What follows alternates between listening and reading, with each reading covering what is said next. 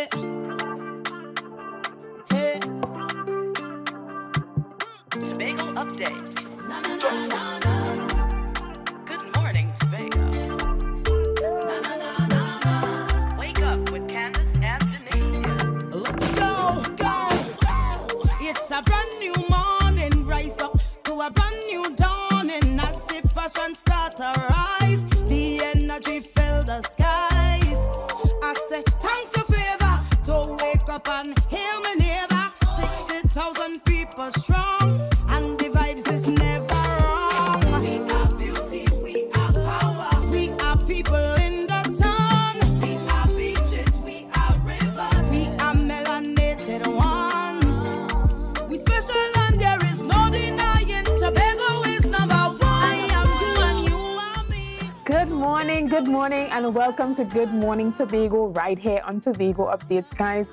You know, whenever you see me sitting in this seat, you know we're about to start off the morning with those conversations that you want to have and asking those questions that you want to know.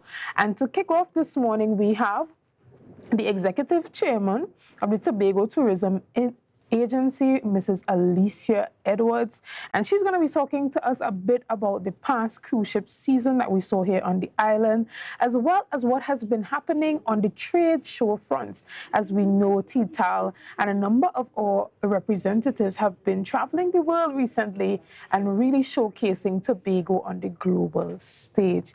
Good morning, Mrs. Edwards. Hi, good morning, hon. How are you? I am fine. And can you hear me properly? I want to say thank you for having us. Okay, I'm hearing you in and out.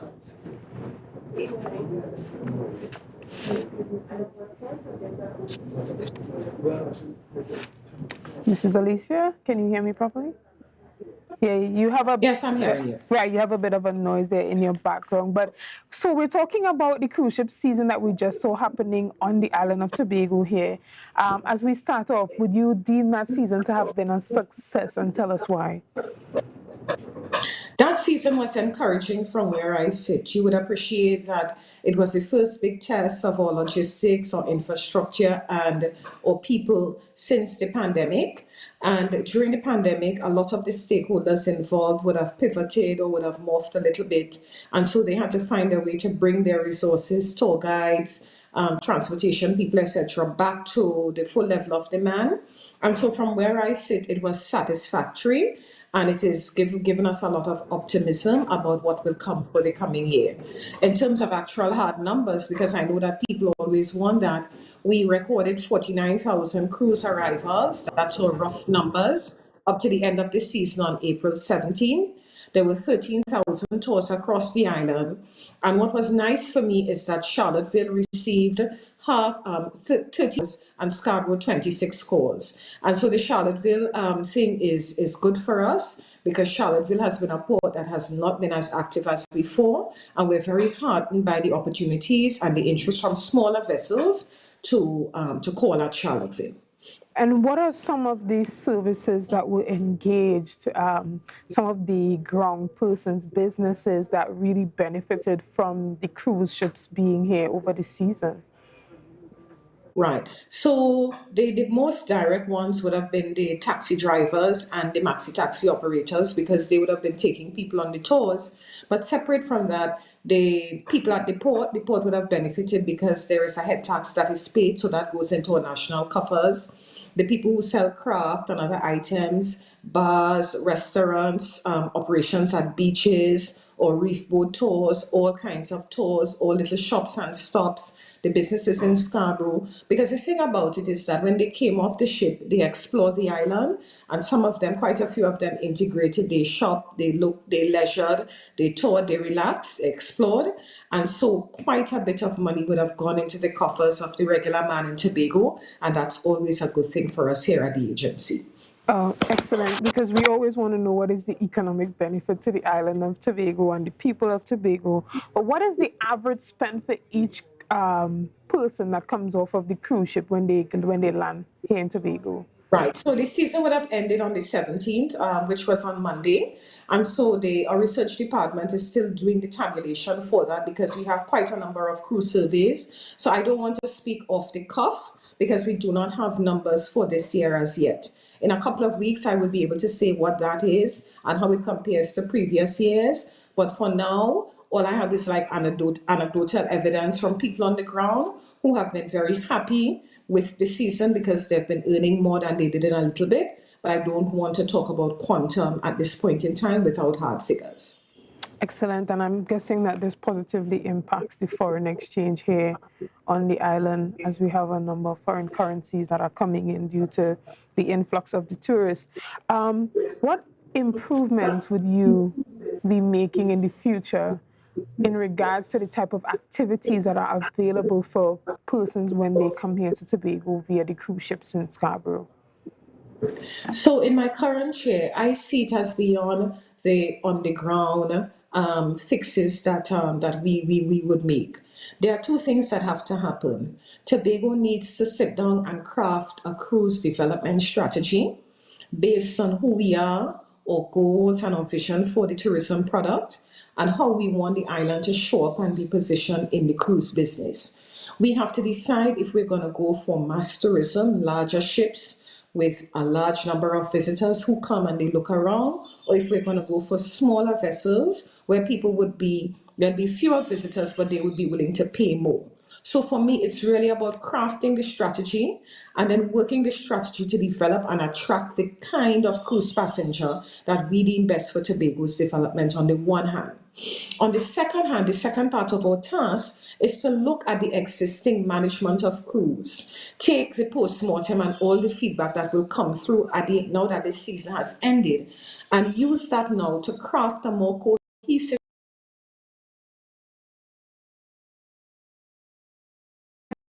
is the ability for Scarborough and the environs of Scarborough to be more intimately involved in a real way with what happens. I mean, again, some of the things are not under the control of the agency. The look of Scarborough, the cleanliness of Scarborough, the willingness of Scarborough business people to participate. But there are a lot of things that we can do with the current resources that we have. And those are the things that I would really like us to map out and to implement and experiment and review for the coming season. I'm happy that you mentioned Scarborough and the looks of Scarborough and its environs, because I was just about to ask you, how does the infrastructural underdevelopment of Scarborough affect the tourist arrivals via the cruise ship when they come into the port? The thing about it is that when we look at the feedback, the surprising thing is that none of the major negative feedback has been about the look of Scarborough, and I want to explain that. Most of the other islands in the Caribbean don't look much better than Scarborough. They are in the same physical state, a mix of old and new buildings, a mix of shanties and everything else. So a lot of the capital cities around the region don't look a lot better than Scarborough. They're not glossy. From the ship, I've had the opportunity to go on a couple of the ships. And when you come into the port, you don't just see downtown Scarborough. You see the hills, you see Idlewild, you see the mountains, you see the crystal blue waters. And so it's a beautiful view coming into Scarborough. So once Scarborough is clean, I think Scarborough can work for now. What we have to work on is the energy of the place. Businesses being open, businesses offering deals or maybe discounts or coupons or so that are attractive, that will entice people to buy. Businesses being open, people being more welcoming.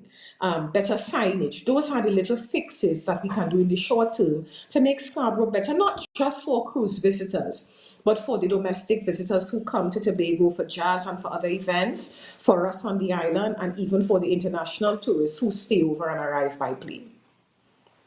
And what type of experience would we have packaged for this last season? What was the package that was being offered to tourists? There were a number of different packages. A lot of people would have just wanted to go to the beach, so Pigeon Point and the reef and those sort of water sport activities were well patronized. A lot of other people also wanted to go to the rainforest, so they took hiking tours and bird watching tours and just general drives. A smaller number of them took short dives. And so it really is a mix of activities. There were one or two cultural tours involving some of our villages and our cultural traditions. So those in the main are the kinds of tours. What I would like to see going forward, and I know that would be your next question, is that I would like us to see tours that involve or culinary experiences, not just from a taste place, but from a preparation place, because I think it's one of the ways that people connect is through food. So we need to feature our local food in a way that draws the tourists in, not just a plate of food, but maybe their ability to participate in the prep, to buy ingredients, to see what's going on there. And also I would want us to focus a little more on our historical sites and attractions,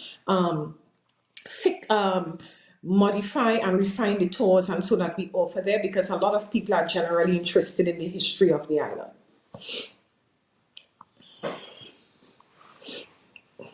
Scarborough when the cruise ship arrives. I know that on a number of occasions you guys would have had somewhat of a market set up down there at the Esplanade, but tell us about the activities that people were being introduced to as soon as they got on that Scarborough port that really helped to increase the positive impression of the island. I think the first thing that they got was a welcome, and it's important that they start to associate their first few moments on the island with warmth and welcome. The vendors that were assigned to the port, they were there all the time for just craft and sales, but for me and for the team, there are areas that we can improve, that we can make the welcome better, that we can make the craft and the shopping experience better, that we can integrate some of the existing facilities and structures around Scarborough in a better way. But again, those are things that we will be talking about now that the season has ended and as we start preparation for the next season. Okay, excellent. And so we're going to talk a little bit about some of the trade shows that has happened recently. Your team and a number of representatives from the THA, you guys have been going around and really helping to showcase Tobago on the global stage. I know that there recently was one in March that happened in Germany, but there were a number of them that you guys attended. Tell us about the trade shows that happened for the season. Okay, so the agency operates in terms of a number of trade, consumer, and business-to-business shows in our various source markets. And because Germany is one of our key source markets, it was fitting for the agency to attend ITB, which is the largest trade show in the world, in Berlin in March. And it was the first time Tobago was there since 2019. We didn't go the pandemic year, and then there were the 2 years intervening. This was my first time at ITB, and what we opted to do, because you know that there's been a change of administration, a new board on at TTAL, we decided to do a pre-mission roadshow, which took us to 4 German cities before we landed in Berlin. The trade show itself is a busy and hectic place, and we felt that there were some discussions that needed a little more time. And also, it is the custom and the tradition of the industry that your level of interest in your destination is measured partly by your willingness to go out and meet your partners. So a small team of us, we went to Hamburg, we went to Berlin, we were in Munich, and we were there talking to our airline partners or closed store operator partners, some of our media partners in that part of the world for 4 days before, and then we had the trade show. At the trade show, separate from the operators and the personnel that we met, our stakeholders or bed and breakfast properties or tour guides or some of our local tour operators and DMCs, and also some of our larger properties were able to have their own meetings at the stand that was set up courtesy TTAL and the THA. And what that does is that it helps them to concretize those relationships because the tour operators contract directly with them. The agency just provides a facilitating environment, and so it was good for them to reconnect. Some people had moved, morphed, closed down, consolidated, and it was important for them to renegotiate some of those contracts to finalize and fix terms. And so we are very heartened by the feedback that we've gotten so far. After ITB, a small team also continued to the UK, because the UK is our largest source market. Because what happens is that right after ITB, there is a one-day networking event called Unite Caribbean. This is held on the Commonwealth Day, which is the Monday after ITB closes. And it started about 25 years ago as an additional networking opportunity for Caribbean islands, all of whom passed through London on their way back home. That was what it traditionally was. Mr. James and I represented Tobago at Mr. Chris James and myself represented Tobago at those meetings. And it was good for us because we met with some product managers. We've been having quite a few product managers trips.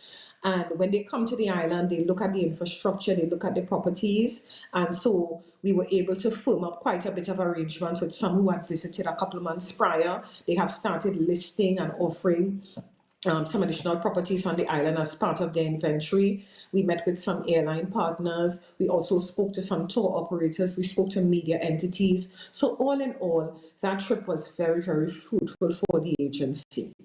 The work continues because it's not just enough to go. The important part is to follow and to the coordination necessary to bridge the gap between our on-island partners and stakeholders and the international people, because our work is really always on behalf of stakeholders, not for ourselves.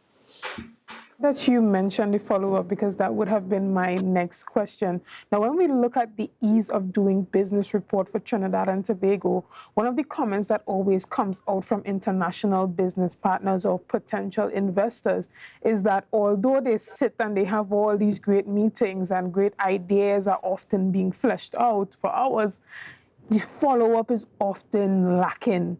In Trinidad and Tobago, we have a follow-up problem and things don't really get off the ground because there isn't enough follow-up on these things. So from all the conversation that we had on all these different meetings, how many of those conversations actually turn over into business opportunities for the island, and where are those conversations now? So everything works on systems and structures. And one of the things that this board started to do quite early on was to focus a little bit on the systems and structures that we need within the organization to ensure that it's not just a trip. So, for example, when we go to a trade show and we have these meetings, we go with priorities. There are some specific goals and objectives that we would like to achieve at the show, but when we come back, that is when the work really starts. We compile on notes, we sit as a team internally, we make recommendations to our board.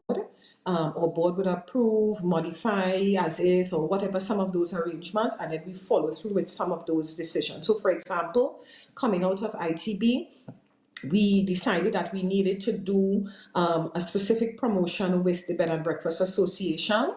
We have initiated that process. We have started discussions with them. We've met with them. We're putting the specific criteria in place to meet the international partner, and we're hoping to get that program up and running. So for me, it's always about the end result, because talk is cheap. Visuals are important, but it's the actions at the level of the stakeholders that are critical for me. And some of those actions are not actions that will happen immediately, because in order for a property to be listed with a new tour operator, there's a process that has to be gone through. We are working through some of those processes to have that happen. Before an airline partner comes to you, it takes about 2 years of discussions for that to happen. So we are working through. But I'm giving Tobago the commitment that we are really working the process that we've put in place, and also refining that process as often as we see fit to ensure that we are actively following up and making strides along the continuum from talk to action to results.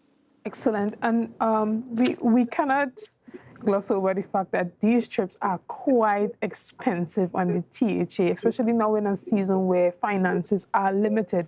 And you have a number of naysayers that often come out and talk about the validity of the trip, who should be on the trip, how much people, how long you guys should stay. And although that's not the topic of discussion this morning, what I would like to know is, going forward, are you guys planning to do any type of corporate partnerships that might help you guys with the cost that these trips often put on the THA? Right. So I want to answer that question in two parts. And I want to start first by the perception that tourism people travel too much. Tourism people travel because it's the nature of the industry. Every industry has a specific way that it has been established and that it runs. So oil and gas people travel all the time because that is what the oil and gas industry needs. Tourism people travel because tourism is about relationship. And so, how I want to answer the question is this. When we went to ITB, and when we went to ITB, we were 2 stands away from Jamaica. Jamaica welcomed 5 million tourists last year to the island, 5 million. And there they were at ITB on a larger stand than we have, with a bigger contingent than we did, because they had a 2-story stand, with a bigger contingent than we had, actively trying to promote their island and get more business. The Dominican Republic was obliquely opposite to us. They welcomed 8.5 million visitors last year to their island. And there they were at ITB with a stand 5 or 6 times the size of Tobago, promoting their island. The USA was there, Croatia was there, France was there, tour operators in Germany were there. In some cases, the stand of airlines and tour operators and cruise companies were larger than Tobago's stand. In some arrangements, a hotel chain had a bigger stand than Tobago. So the custom or the practice of the industry is to congregate at these arrangements, make the relationships, and then follow them up from afar. So if Tobago decides that it is going to stay home, Tobago will be all by itself and not following the model that has put Jamaica, Barbados, and all the other islands up. In terms of our exchange rate, we do not spend as much money as we need to on tourism. The budget for TTAL is denominated in TT dollars, and if we translate that to US dollars, it does not amount to more than 5 or 6 million US dollars to do all the things that we do, airlift and everything. So our dollar value investment in tourism is insignificant for the results that we want. And so the agency has to use the most trusted mechanisms possible to ensure that it gets a bang for its buck. In terms of what we're doing in terms of partnership to manage the cost of these trips, we actually limit the trips in terms of the number of times that we go. We limit the number of personnel that we take to actually the most essential. But we have started a strategic partnership with Tourism Trinidad Limited, where some of the larger events that we would foot the bill for on our own, we start sharing the overall cost of it, and that is helping to stretch our dollars further. But if Tobago people, or if the citizens of Trinidad and Tobago think that tourism people will stop traveling if they want to get results, that is not going to happen anytime soon. Excellent response. Thank you so much for taking the time out to come and sit with us this morning and to represent the Tobago Tourism Agency Limited. Again, we thank you for your time, and we will definitely be able to continue this conversation after the jazz season. We'll talk a bit about how the tourists were interacted with the festival and whether or not, you deem it successful in regards to tourist arrival on the island. So I look forward to seeing you as we have that conversation as a follow-up to jazz. Thank you again. So thank you, Tobago Updates, for having me, and do have a wonderful jazz if you're jazzing, and if not, just a restful and safe weekend. All right, thank you so much, guys. We're going to take a quick break, and we'll be back with much more conversation. To a brand new dawning as the passion start to rise, the energy fill the sky.